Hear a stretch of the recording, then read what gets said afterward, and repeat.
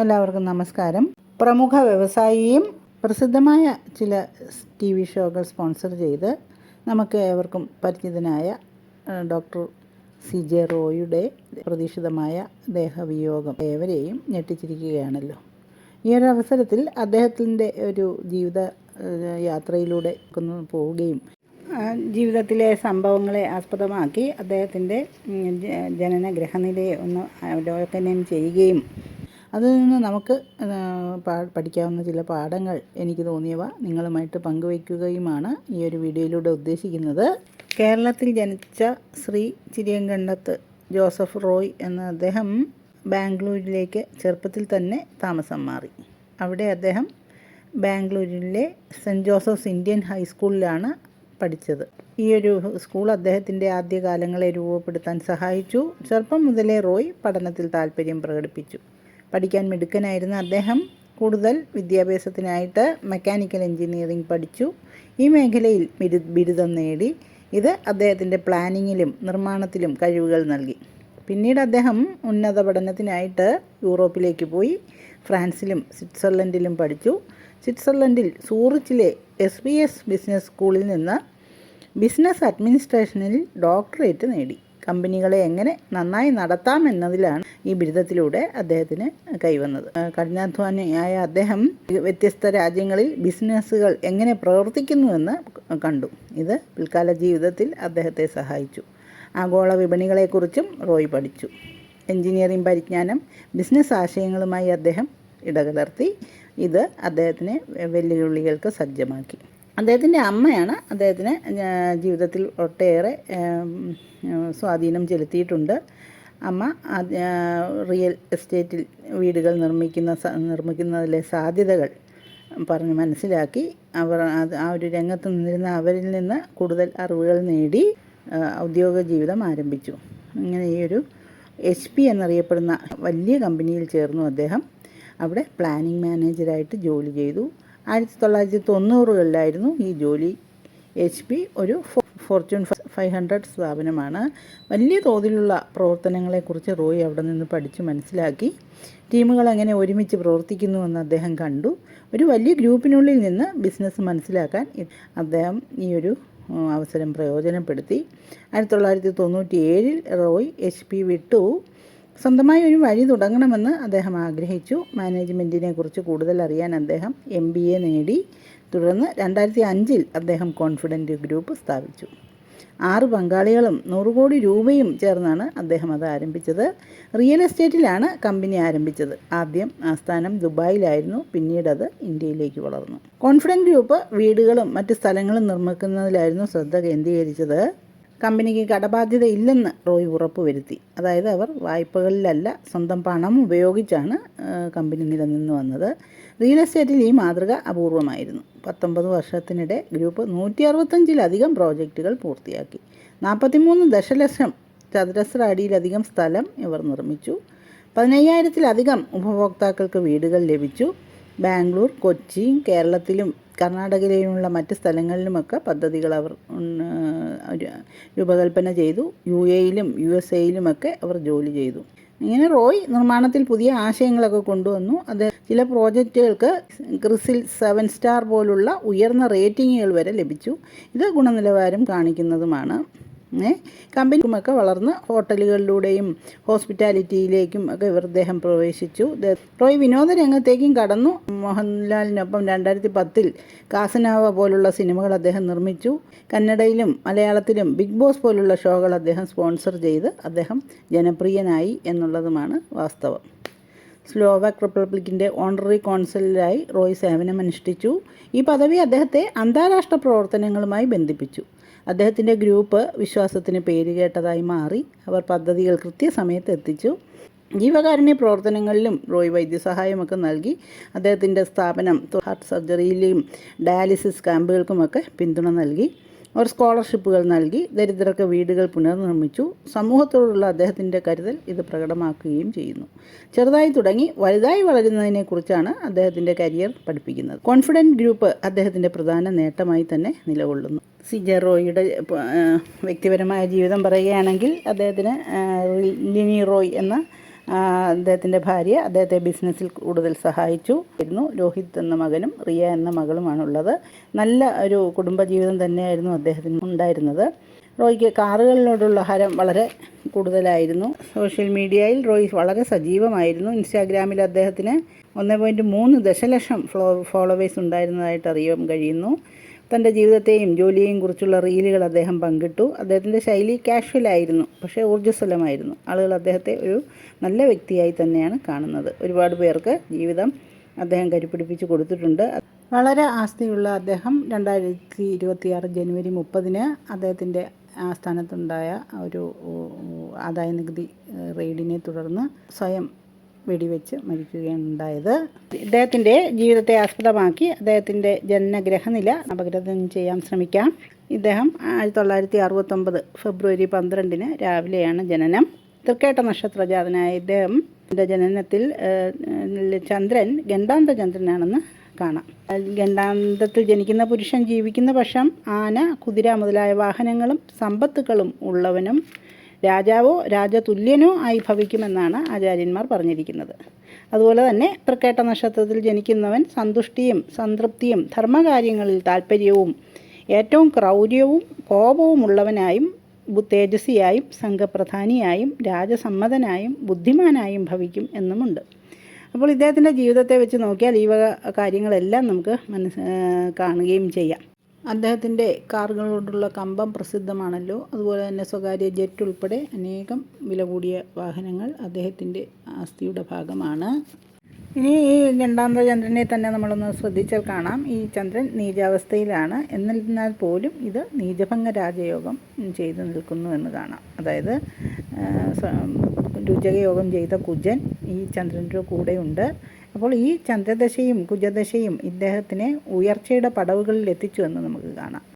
അതായത് 2004 മുതൽ 2014 വരെയും അദ്ദേഹത്തിന് നീചഭംഗ രാജയോഗം നൽകുന്ന ചന്ദ്രൻ്റെ ദശയും തുടർന്നുള്ള 7 വർഷക്കാലം, അതായത് 2014 മുതൽ 2021 വരെയും രുചകയോഗം ചെയ്യുന്ന ചൊവ്വയുടെ ദിശയുമാണ്. ഈ 2 ദശകളും അദ്ദേഹത്തിന് ഉയർച്ചയുടെ പടവുകൾ കൊടുത്തു എന്നുള്ളതാണ് ശ്രദ്ധേയം. എന്നാൽ ഈ ഒരു ചന്ദ്രൻ നിജാവസ്ഥയിലായതും ഈ കുജനോട് യോഗം ചെയ്തതും അതുപോലെ പക്ഷബലമില്ലാത്ത ചന്ദ്രനും ആയതിനാൽ അദ്ദേഹത്തിൻ്റെ മനസ്സിന് ഒരു ബലക്കുറവ് വേണം നമ്മൾ മനസ്സിലാക്കുവാൻ. കാരണം ചെറിയ വിഷമങ്ങൾ പോലും അദ്ദേഹത്തിന് താങ്ങാൻ ഒരു പക്ഷേ വളരെ ബുദ്ധിമുട്ടായിരിക്കും. അതുകൊണ്ടാണ് ഈ ഒരു സമ്മർദ്ദത്തിന് അദ്ദേഹത്തിന് വഴങ്ങിക്കൊടുക്കുവാതെ അദ്ദേഹം സ്വയം ജീവിതം അവസാനിപ്പിച്ചത്. ഈ ചന്ദ്രൻ്റെ കുജയോഗം തന്നെ അതിന് ഉത്തരം പറയുന്നു. തൊഴിൽ, അതായത് കർമ്മം ചിന്തിക്കേണ്ട 10ാം ഭാവത്തിലാണ് ഈ ഒരു നീചഭംഗ രാജയോഗം ചെയ്ത് നിൽക്കുന്ന ചന്ദ്രൻ്റെയും രുചകയോഗം ചെയ്ത് നിൽക്കുന്ന ചൊവ്വയുടെയും സ്ഥിതി എന്നതും ശ്രദ്ധേയമാണ്. ഈ ഒരു യോഗം അതത് ദശയിൽ അദ്ദേഹത്തിന് തൊഴിൽപരമായ നേട്ടം ഉണ്ടാക്കി കൊടുത്തു എന്ന് കാണാം. എന്നാൽ ഈ ഒരു ചന്ദ്രൻ്റെ നീചാവസ്ഥയും ബലക്കുറവുമൊക്കെ ആയിരിക്കണം കർമ്മത്തിലുണ്ടായ ചില ദോഷങ്ങളുടെ ഒരു സൂചനയും ഇത് തരുന്നു എന്നുള്ളതാണ് ശ്രദ്ധേയം. ഇദ്ദേഹത്തിന് ധനഭാവമായ 2 ലഗ്നാധിപനും ഉച്ച ശുക്രനോട് കൂടിയും രാഹുവിനോടും കൂടി യോഗം ചെയ്ത് അദ്ദേഹത്തിന് ധനഭാവം വളരെ ശക്തവുമാണ്. 2021 ഒക്ടോബറോടുകൂടി അദ്ദേഹത്തിന് രാഹുദശ ആരംഭിച്ചു. ഈ രാഹുവിനെ എന്ന് ചിന്തിച്ചാൽ മാരകസ്ഥാനമായ 2ാം ഭാവത്തിലാണ് രാഹുവിൻ്റെ സ്ഥിതി. രാഹു ലഗ്നാധിപനോട് കൂടിയും അതുപോലെ തന്നെ ഉച്ചത്തിൽ നിൽക്കുന്ന ശുക്രനോട് കൂടിയുമാണ് രാഹുവിൻ്റെ സ്ഥിതി. രാഹുവിനുള്ള ദൃഷ്ടിയാകട്ടെ അഷ്ടമത്തിൽ, അതായത് മരണഭാവം ചിന്തിക്കുന്ന അഷ്ടമത്തിൽ നിന്നുകൊണ്ട് കുംഭലഗ്നത്തിന് മാരക സ്ഥാനം വഹിക്കുന്ന വ്യാഴത്തിൻ്റെ ദൃഷ്ടിയും അതുപോലെ ഈ വ്യാഴമാകട്ടെ കേതു യോഗത്തോടു കൂടി നിൽക്കുകയുമാണ്. അതായത് ഒരു ഗുരു ചണ്ഡാല യോഗം അവിടെ വരുന്നുണ്ട്. ഈ രാഹുവിൻ്റെ അപഹാരം കഴിഞ്ഞ് രാഹുവിൽ 2ഉം 11ഉം ഭാവം കൊണ്ട് വിമാരകത്വം ലഭിച്ച വ്യാഴത്തിൻ്റെ അപഹാരമാണ് ഈ ഒരു രാഹുവിൽ പാപവ്യാഴത്തിൻ്റെ അപഹാരം. അതായത് ഗുരു ചണ്ഡാള യോഗത്തിൻ്റെ ദശയാണ്. അത് തുടങ്ങി ഒരു മാസത്തിനുള്ളിൽ തന്നെ അദ്ദേഹത്തിന് ഇങ്ങനെ സ്വയം ആത്മഹത്യ ചെയ്ത് മരിക്കേണ്ട വന്നു എന്നുള്ളതാണ് കാണുന്നത്. മരണം ചിന്തിക്കുന്ന അഷ്ടമഭാവം ചിന്തിച്ചാൽ അവിടെ ലഗ്നാധിപനും എന്നാൽ ന്യായാധിപൻ്റെ റോൾ കൂടി വഹിക്കുന്ന ശനിയുടെ യോഗം കൂടി ഈ രാഹുവിനുണ്ട്. അപഹാരനാഥനായ വ്യാഴത്തിൻ്റെ ദൃഷ്ടിയും ഇതുകൊണ്ടൊക്കെ തന്നെ ആയിരിക്കണം അദ്ദേഹത്തിന് സ്വയം വെടിവെക്കുവാനുള്ള ആ ഒരു ത്വര ഉണ്ടായത് എന്ന് വേണം നമുക്ക് മനസ്സിലാക്കുവാൻ. ശ്രീ റോയിയുടെ ജാതകത്തിൽ 2ഉം 11ഉം ഭാവാധിപത്യം കൊണ്ട് മാരകനായ വ്യാഴത്തിൻ്റെ സ്ഥിതിയാണ്. ഈ വ്യാഴത്തിന് കേതു യോഗവും ഭവിച്ചിട്ടുണ്ട് അഷ്ടമത്തിൽ. അപ്പോൾ ഈ 11ാം ഭാവാധിപനും ധനാധിപനുമൊക്കെ അഷ്ടമത്തിൽ നിൽക്കുന്നത് അത്ര നല്ല ഫലങ്ങളല്ല ആചാര്യന്മാർ പറഞ്ഞിരിക്കുന്നത്. 11ാം ഭാവാധിപൻ ശുഭഗ്രഹമാണെങ്കിൽ പോലും അഷ്ടമത്തിൽ നിന്നാൽ ചത്തതിനൊക്കുമാറുള്ള ജീവിതത്തോടു കൂടിയവനും ദുഃഖിയുമായി തീരുമെന്നാണ് ആചാര്യന്മാർ പറയുന്നത്. അതുപോലെ തന്നെ ധനാധിപൻ്റെ അഷ്ടമത്തിലെ സ്ഥിതിയും ആത്മഹത്യാ പ്രവണത ഉള്ള മനുഷ്യനും അതുപോലെ തന്നെ ആത്മവഞ്ചന ചെയ്യുന്നവനായിട്ടും ഭാഗ്യം കൊണ്ട് ലഭിക്കുന്ന സുഖഭോഗ വിലാസങ്ങളോട് കൂടിയവനും പരധന ലാഭത്തിനു വേണ്ടി ഹിംസ ചെയ്യുന്നവനുമായി ഭവിക്കും എന്നൊക്കെയാണ് ആചാര്യന്മാർ പറഞ്ഞിട്ടുള്ളത്. അപ്പോൾ ഈ മറ്റൊരു കാര്യം മനസ്സിലാക്കേണ്ടതുള്ളത്, രാഹുദശ തുടങ്ങിയപ്പോൾ 2ൽ മാരകഭാവത്ത് നിൽക്കുന്ന രാഹുദശയുടെ വ്യാഴ അപഹാരത്തിലാണ് അദ്ദേഹത്തിൻ്റെ മരണം എന്നുള്ളതാണ്. അപ്പോൾ ഈ ഒരു വ്യാഴം ഗുരുചണ്ഡാള യോഗം തന്നെയാണ് അദ്ദേഹത്തിന് ഈ ഒരു മരണം കൊണ്ടുവന്നത് എന്ന് കാണാം. റോയിയുടെ ബിസിനസ് തിരിമറികളൊക്കെ ഇപ്പോൾ പറഞ്ഞു കേൾക്കുന്നു. അത് സത്യം ആണോ എന്നറിയില്ല. ക്രിസ്റ്റൽ ഗ്രൂപ്പ് ഉടമകൾ അദ്ദേഹം ജോലി ചെയ്തിരുന്ന കാലത്ത് അവരുടെ വിശ്വസ്തനായി കൂടിയ റോയ് അതിൻ്റെ ഉടമകളായ കൃഷ്ണൻ നമ്പൂതിരിയെയും ലതയുടെയും വിശ്വാസവഞ്ചന ചെയ്ത് സാമ്രാജ്യം കെട്ടിപ്പടുത്ത കഥയൊക്കെ ഇപ്പോൾ പറഞ്ഞു കേൾക്കുന്നു. ഇങ്ങനെയൊരു ഉടമകളുടെ അന്ധമായ വിശ്വാസം മുതലെടുത്താണ് പാർട്ട്ണർഷിപ്പ് നേടിയ റോയ് കമ്പനികളുടെ സ്വത്തുക്കളും പ്രോജക്റ്റുകളുമൊക്കെ തന്ത്രപരമായി സ്വന്തം പേരിലാക്കിയതായിട്ടും അങ്ങനെ ക്രിസ്റ്റൽ ഗ്രൂപ്പ് തകർന്നതായിട്ടുമൊക്കെയാണ് ഇന്ന് പറഞ്ഞു കേൾക്കുന്നത്. അപ്പം ഈ നമ്പൂതിരിയും ലതയുമൊക്കെ കടക്കണിയിലായി ഒളിവിൽ പോകേണ്ടി വരികയും ചെയ്തു അത്രേ. അദ്ദേഹം ഇത് നിഷേധിച്ചിട്ടുണ്ട്. എന്തെന്നാൽ അതൊരു പക്ഷേ അദ്ദേഹത്തിൻ്റെ ഒരു ശ്രമഫലമായി തന്നെയായിരിക്കും ക്രിസ്റ്റൽ ഗ്രൂപ്പ് ഇത്ര ഉയർന്നു വന്നതും. എന്നാൽ നിയമപരമായി അദ്ദേഹം സ്വത്തുക്കൾ ഇവരുടെ നേടിയെടുത്തു. എന്നിട്ട് അവിടുത്തെ പണവും ജീവനക്കാരെയും വെച്ചാണ് റോയ് കോൺഫിഡൻറ്റ് ഗ്രൂപ്പ് തുടങ്ങി വലിയ നിലയിലെത്തിയത് അത്രേ. അങ്ങനെ ഒരു കർമ്മഫലം ഇവിടെ കാണുന്നു. നന്ദികേടും ചതിയും കാണിച്ചതായിട്ടാണ് റോയ് ഈ കാലം കാണുന്നത് എന്ന് വേണം നമുക്ക് മനസ്സിലാക്കാൻ. അദ്ദേഹത്തിന് ന്യായമുണ്ടായിരിക്കാം. അത് ഒരു പക്ഷേ മനുഷ്യൻ സ്വന്തം പ്രവൃത്തിക്ക് ന്യായം കണ്ടുപിടിക്കുകയാണല്ലോ എപ്പോഴും ചെയ്യുന്നത്. അദ്ദേഹത്തിൻ്റെ പക്ഷത്ത് അങ്ങനെ ഒരു ന്യായം അദ്ദേഹത്തിന് തോന്നിയെങ്കിൽ പോലും കാലം അത് വകവെച്ച് കൊടുത്തിട്ടില്ലെന്ന് വേണം കരുതുവാൻ. അങ്ങനെ ഒരു വളർത്തിയവരെ ചതിച്ചുണ്ടാക്കിയ വിജയത്തിന് ആയുസ്സുണ്ടാവില്ലെന്നും ചെയ്ത ദോഷകർമ്മങ്ങൾ തിരിച്ചടിക്കുമെന്നുമൊക്കെയാണ് ഇവിടെ നമുക്ക് കാണുന്ന ഗുണപാഠം. സുകാന്തി ഗുപ്ത അവരുടെ ഫേസ്ബുക്ക് പേജിൽ ഇതിനെപ്പറ്റിയൊക്കെ വിസ്തരിച്ച് എഴുതിയിട്ടുണ്ട്. അതിൽ നിന്നാണ് എനിക്ക് ഇദ്ദേഹത്തിൻ്റെ ഗ്രഹനില ശ്രീ ബാംഗ്ലൂർ AV ഗോപാലകൃഷ്ണൻ സാറ് ഗ്രഹനില ഇവിടെ അവലോകനം ചെയ്യാൻ പ്രാപ്തമാക്കി. അദ്ദേഹത്തിനോടുള്ള എൻ്റെ നന്ദിയും സുകാന്തി ഗുപ്തയോടുള്ള എൻ്റെ നന്ദിയും ഞാനിവിടെ രേഖപ്പെടുത്തിക്കൊള്ളുന്നു. എന്തായാലും ഈ ഒരു ഗുണപാഠം തന്നെയാണ് ഇദ്ദേഹത്തിൻ്റെ ജീവിതകഥ. ലഗ്നാധിപനായ ശനിയുടെ ദൃഷ്ടി കൂടി ഈ ഒരു വ്യാഴത്തിനുണ്ട്. ശനി എപ്പോഴും നീതിയുടെ പക്ഷത്ത് നിൽക്കുന്ന ആൾ തന്നെയാണ്. അപ്പോൾ ഈ ഒരു വ്യാഴത്തിന് ലഗ്നാധിപനോട് യോഗം ചെയ്ത് നിൽക്കുന്ന രാഹുവിൻ്റെ ദശയിൽ ദൃഷ്ടി ചെയ്യുന്ന വ്യാഴത്തിൻ്റെ അപഹാരത്തിൽ അവരവരുടെ നീതി നടപ്പാക്കിയെന്ന് വേണം കരുതുവാൻ. ഇവിടെ ലഗ്നത്തിൻ്റെ ആധിപത്യം ശനിക്കായതുകൊണ്ട് തന്നെ അദ്ദേഹത്തിനെ കൊണ്ട് തന്നെ ആ ഒരു ക്രൂരകൃത്യം ചെയ്യിപ്പിച്ചു എന്ന് വേണം നമുക്ക് മനസ്സിലാക്കുവാൻ. അപ്പോൾ കാലം എന്ത് പ്രവൃത്തി ചെയ്താലും അതിനെ വീക്ഷിക്കുവാനുണ്ട്. മനുഷ്യനെ മാത്രമേ കബളിപ്പിക്കുവാൻ പറ്റൂ. കാലത്തിനെ കബളിപ്പിക്കുക സാധ്യമല്ല. ഫലം നൽകേണ്ട സമയത്ത് തന്നെ കാലം അതിന് തിരിച്ചടി നൽകുമെന്ന് ഈ ഒരു ഗ്രഹനിലയിൽ നിന്ന് നമുക്ക് മനസ്സിലാക്കേണ്ടതാണ്. ആരുടെയും കണ്ണീരിൽ കുതിർന്നുള്ളതാവരുത്.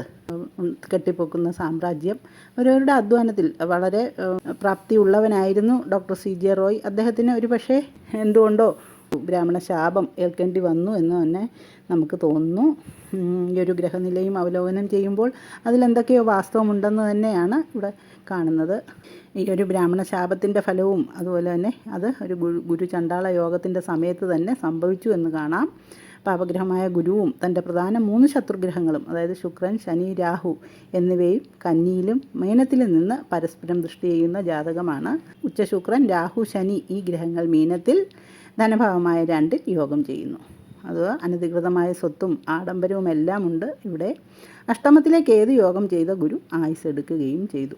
അതത് സമയത്ത് നടക്കുന്ന ദശാനാഥനും അപഹാരനാഥൻ്റെയും ഒക്കെ സ്വാധീനം മനുഷ്യന് ഉണ്ട്. CJ റോയിയെ സംബന്ധിച്ചിടത്തോളം ലഗ്നാധിപനെങ്കിലും 12ാം ഭാവാധിപത്യം കൂടിയുള്ള ശനി നിലവിൽ അദ്ദേഹത്തിൻ്റെ ദശാനാഥനുമായിട്ടുള്ള യോഗവും ആ ശനിക്ക് അപഹാരനാഥൻ്റെ മേലുള്ള ദൃഷ്ടിയുമെല്ലാം കൂടിയായ ശനി അദ്ദേഹത്തിനെ കൊണ്ട് തന്നെ വിധി നടപ്പാക്കിയെന്ന് വേണം മനസ്സിലാക്കുവാൻ. അദ്ദേഹം ഒരുപാട് ദാനപ്രവൃത്തികളൊക്കെ ചെയ്തിട്ട് പോലും കാലം അതിന് മാപ്പ് കൊടുത്തില്ല എന്ന് വേണം നമുക്കിവിടെ കാണുവാൻ.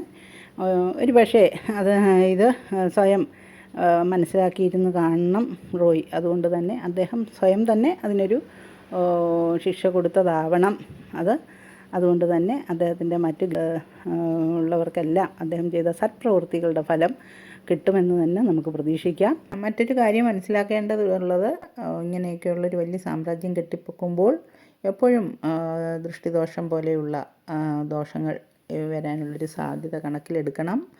അദ്ദേഹത്തിൻ്റെ അപാരമായ പബ്ലിസിറ്റി ഒരുപക്ഷെ ദൃഷ്ടിദോഷവും അതുപോലെ തന്നെ ശത്രുക്കളുടെ ദോഷവുമൊക്കെ അദ്ദേഹത്തിന് ഏറെ കിട്ടിയിട്ടുണ്ടായിരിക്കണം എന്ന് വേണം കരുതുവാൻ.